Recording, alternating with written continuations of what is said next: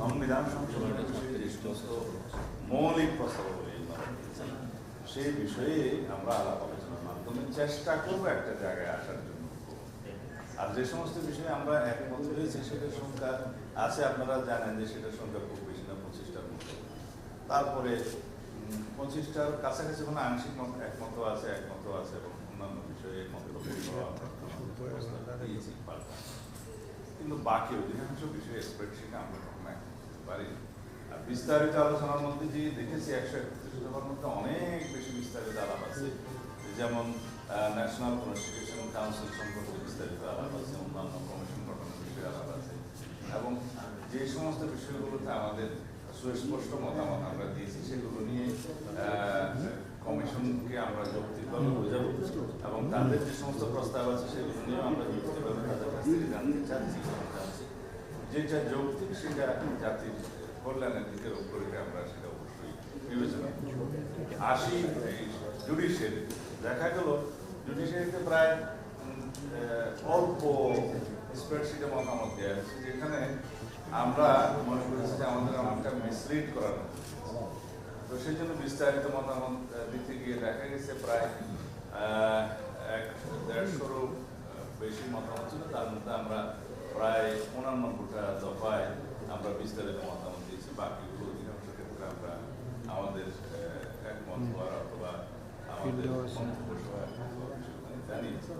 কিন্তু এখানে দেখা যাচ্ছে যে সমস্ত বিষয়ে হ্যাঁ না জবাবের জন্য যে শীট দিয়েছিল ওখানে লেখা আছে, সেখানে আমরা বিস্তারিত রিপোর্টে গিয়ে দেখলাম বিস্তর ফারাক।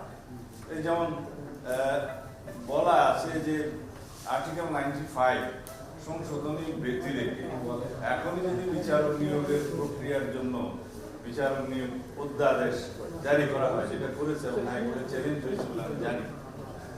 সেইটার ক্ষেত্রে এখানে বর্তমান সংবিধানের অবস্থা বহাল রেখে বিচারক নিয়োগের অধ্যাদেশ এবং কমিশন গঠন করার প্রস্তাব করা হয়েছে। যদিও আইনটার মধ্যে লেখা আছে যে কাউন্সিল, কিন্তু প্রতিবেদনে এখানে সংস্করণ লেখা। যাই হোক না কেন, এটা তখন পর্যন্ত আনকনস্টিটিউশনাল হবে যতক্ষণ পর্যন্ত এটা কনস্টিটিউশনে গৃহীত না হচ্ছে, কারণ ওইখানে সেই অধ্যাদেশ করার মতো ক্ষমতা জুডিশিয়ারিকে এখন দেওয়া হয় না। মোরওভার আর্টিকেল 116 অ্যামেন্ডমেন্ট না হওয়া পর্যন্ত অধস্তন আদালতের নিয়ন্ত্রণ ক্ষমতা নেওয়ার জন্য সুপ্রিম কোর্ট কর্তৃক চিফ জাস্টিসের হাতে ন্যস্ত থাকার জন্য, যেটা আমরা প্রস্তাব করেছি বিচার বিভাগের স্বাধীনতার জন্য এটা করা দরকার। কিন্তু যতক্ষণ পর্যন্ত সেই সংশোধনীটা গৃহীত না হচ্ছে ততক্ষণ পর্যন্ত সুপ্রিম কোর্টের সেক্রেটারিয়েট প্রতিষ্ঠা করা সেটা কতটা সংবিধান সম্মত হবে সেটা আমার প্রশ্ন রইল।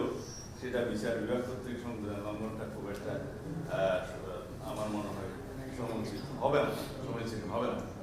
এছাড়া আর্টিকেল 147-এ আমার যতটুকু মনে আছে যে রাষ্ট্রের সাংবিধানিক পদাধিকারীদের ক্ষেত্রে রাষ্ট্রপতি থেকে শুরু করে যতজন সাংবিধানিক পদাধিকারী আছে তাদের বেতন ভাতা অধিকার ইত্যাদি মর্যাদা এখানে অনুসারে বিবৃত আছে। সেই জায়গায় ম্যাজিস্ট্রেট সহ বিচার বিভাগে কর্মরত যারা তাদেরটা এখানে নিশ্চিত করার জন্য এই আর্টিকেলের মধ্যেই প্রস্তাব করা হয়েছে নিয়ে আসা। এখানে বিষয়টা হচ্ছে যে অন্যান্য রাষ্ট্রের রঙের যারা তাদের এই সমস্ত বেতন ভাতা পারিশ্রমিক অধিকার সংবিধানে থাকে না, এটা যদি আলাদা আইন করা যেতে পারে স্বাতন্ত্র বিচার বিভাগের স্বাতন্ত্র। এই ক্ষেত্রগুলো আমার মনে হয় আরো বিস্তারিত আলোচনার দরকার আছে। আমি বিচার বিভাগের কোনো বিষয়ে কোনো হার্ড করতে যাচ্ছি না, কিন্তু সবকিছু কনস্টিটিউশনাল হওয়া উচিত, সবকিছু বিধিমাফিক হওয়া উচিত, সবকিছু সংশোধিত হওয়ার পরে কার্যক্রম করা শুরু করা উচিত। এখন আমাদের ভাবতে হবে যে অন্যান্য ক্ষেত্রে তারা যে সমস্ত প্রস্তাবগুলি দিয়েছেন যেগুলো আমরা বিচার বিভাগের স্বাধীনতা নিশ্চিত করার জন্য অবশ্যই সেগুলো আমরা ভিত্তিতে গ্রহণ করবো। আমরা এটা চাই বিচার বিভাগের স্বাধীনতা, কিন্তু প্রক্রিয়াটা যেন আইনানুগ হয়, প্রক্রিয়াটা যেন সাংবিধানিক পদ্ধতিতে হয়।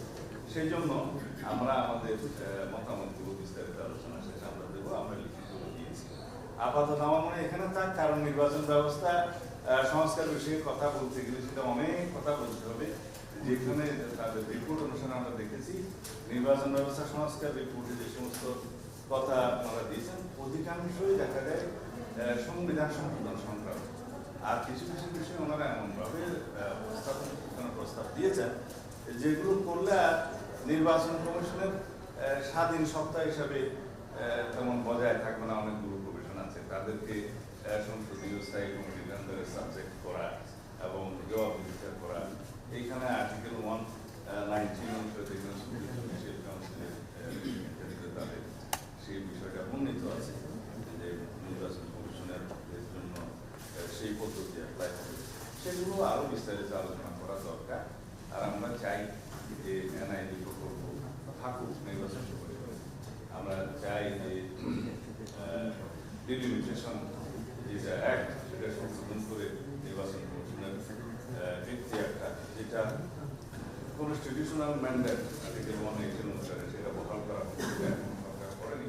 চিত্রকার অনেক আলাপ আছে, আমরা বিস্তারিত আলাপ করে পরবর্তীতে আপনাদেরকে তখন সময় মতো জানাবো। ধন্যবাদ।